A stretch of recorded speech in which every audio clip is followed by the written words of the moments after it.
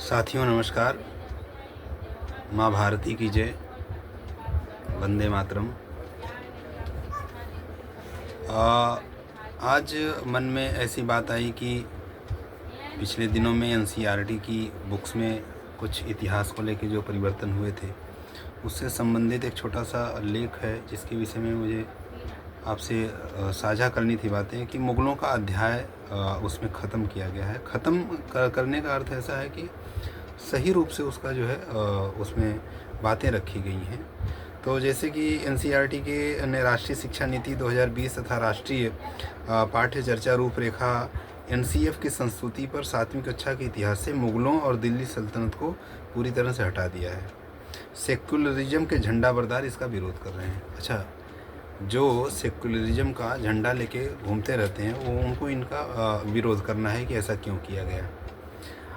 सच्चाई जानने से बहुत दूर भागना चाहते हैं या उसको स्वीकार भी नहीं करना चाहते हैं। कुछ उनके इस तरीके से प्रश्न होते हैं जिसके विषय में हमारे एक लेखक हैं प्रणय कुमार, जिनका कि एक लेख है। ये काफ़ी अच्छा उन्होंने लिखा है, अच्छा प्रकाश डाला है। तो उनकी बात मैं आपके समक्ष रखता हूँ। क्या देखिए, प्रश्न है कि पाठ्य पुस्तकों में मुग़लों का महिमा मंडन क्यों, क्या ज़रूरत है? क्या मुग़ल विदेशी आक्रांता नहीं थे? क्या उन्होंने सदैव भारत से अलग अपनी पहचान को न केवल जीवित रखा बल्कि उसे बढ़ा चढ़ाकर प्रस्तुत भी किया? दुनिया जानती इस बात को। इन आक्रांताओं ने भारत से लूटे गए धन का बड़ा हिस्सा समरकंद, खुरासान, दमिश्क, बगदाद, मक्का, मदीना जैसे शहरों और वहाँ के विभिन्न घरानों और खलीफा आदि पर खर्च किया, जिसे तैमूर ने अपने समय में विश्व की लगभग 5% आबादी का कत्लेआम किया। दिल्ली में लाखों निर्दोष हिंदुओं का नरसंहार किया। वे उससे खुद को जोड़ने में गौरव का अनुभव करते थे। मुग़ल केवल भारत को लूटने के उद्देश्य से आए थे। यहाँ बसने के पीछे भी उनका उद्देश्य ऐशो आराम से जिंदगी बिताना ही था,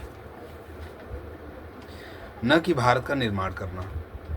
बाबर तो भारत और भारतीयों से इतनी घृणा करता था कि मरने के बाद स्वयं को भारत से बाहर दफनाने की इच्छा जताई थी। अधिकांश मुग़ल शासक अय्याश और मदांध थे।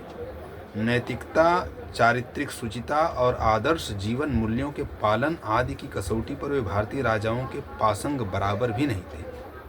कहते हैं ना कि इसके पसंगा के बराबर नहीं होते हैं, ऐसे भारतीय राजाओं के पसंगे के बराबर भी वो लोग नहीं थे। अधिकांश मुग़ल शासक कट्टर इस्लामी थे, जिन्होंने बहुसंख्यकों पर बहुत जुल्म किए, जबरन उनका कन्वर्जन कराया।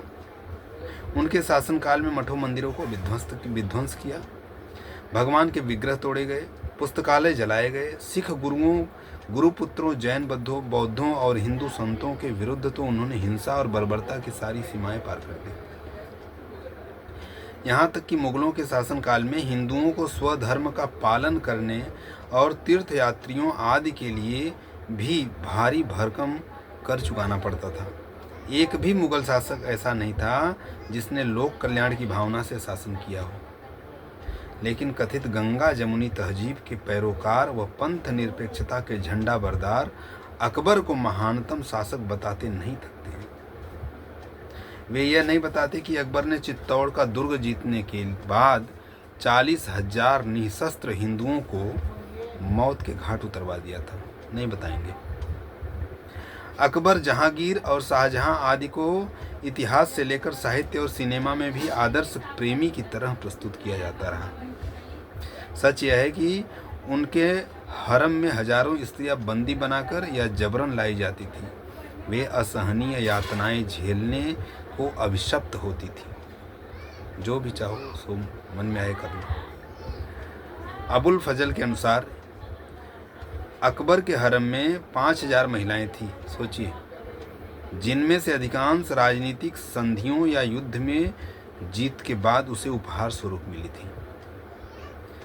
मुगलों के काल में कला, वास्तु, स्थापत्य, भवन निर्माण आदि के विकास का यशोगायन करते समय इस तथ्य की नितांत उपेक्षा की गई कि वे जहाँ से आए थे उन क्षेत्रों में कला या निर्माण के एक ऐसे भी नमूने या उदाहरण देखने को नहीं मिलते। सोचिए, हम आर्थिक दृष्टि से कमाने के लिए कहीं जाते हैं तो हमें यह ध्यान में रखना होता है कि हम जहाँ पे जो कर्म भूमि के रूप में जिसको चुना है, जहाँ पे हम कमाई कर रहे हैं, वहाँ का भी ध्यान रखें, और जहाँ से हम जुड़े हैं मूल रूप से वहाँ भी कुछ करें, घर बनवाएं, ज़मीन खरीदें, जो भी कुछ कर सकते हैं वो करते हैं। आखिर में इन्होंने क्यों नहीं कर पाए और खाली ढोल पीटते रहते हैं कि सब मुग़लों ने बनवाया।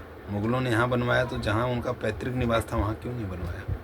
फिर बोलेंगे कि उन्होंने यहाँ को एक्सेप्ट कर लिया था। यहाँ एक्सेप्ट नहीं कर लिए थे, यहाँ तो विनाश कर रहे थे। क्या यह इस बात का प्रमाण नहीं कि जिन्हें हम मुग़लों की देन कहते हैं, दरअसल वे भारत के शिल्पकारों, वास्तुविदों, कारीगरों, कलाकारों की पारंपरिक और मौलिक दृष्टि, खोज व कुशलता के परिणाम हैं? ऐसा भी नहीं कि मुग़ल अजेय रहे या पूरे भारतवर्ष पर उनका आधिपत्य रहा। उन्हें अनेक युद्धों में हार या असफलता मिली और निरंतर विरोध झेलना पड़ा। वास्तव में प्रभाव, विस्तार एवं शासन अवधि की दृष्टि से भी अनेक भारतीय राजवंश उनसे कहीं आगे हैं। हमारी पूरी शिक्षा व्यवस्था और दशकों तक पढ़ाई जाने वाली पाठ्य सामग्रियों में जोड़ने वाले तत्वों का अभाव रहा, जबकि विघटनकारी पूर्वाग्रहों का प्रभाव रहा। अंग्रेजों के जाने के बाद भी यही पढ़ाया जाता रहा कि रामायण महाभारत मिथक है। यह प्रश्न यह है कि क्या स्वतंत्र भारत की गौरवशाली यात्रा और उपलब्धियों को पाठ्यक्रम में सम्मिलित नहीं किया जाना चाहिए था? क्या भारत की सफल लोकतांत्रिक यात्रा के क्रमिक सोपानों का उल्लेख पाठ्यक्रम में नहीं होना चाहिए था?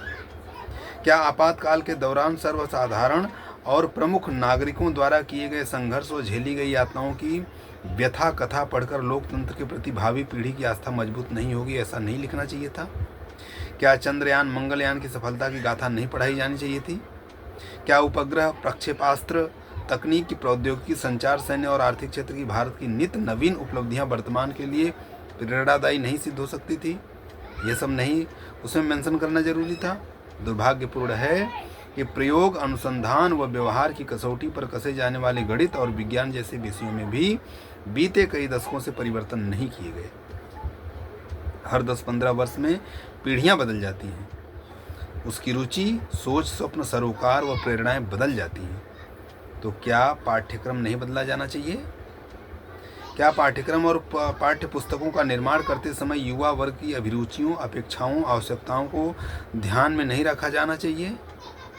इसलिए केवल दिल्ली सल्तनत या मुगल केंद्रित न होकर नई पीढ़ी को वास्तविक, संतुलित और पूरे भारतवर्ष का इतिहास पढ़ाना समय और समाज की मांग है।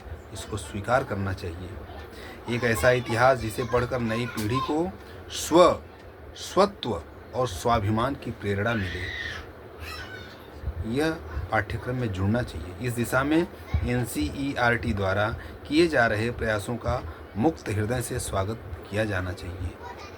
सभी से यह निवेदन है कि इस बात को स्वीकार करने में क्या हर्ज है कि जो अपने भारत के स्वाभिमान के लिए जिए, जो भारत के स्वाभिमान पे आँच न आए उसके लिए संघर्ष किए, उनका इतिहास नहीं लिखा जाना चाहिए। भारत माता की जय। जय हिंद, जय भारत।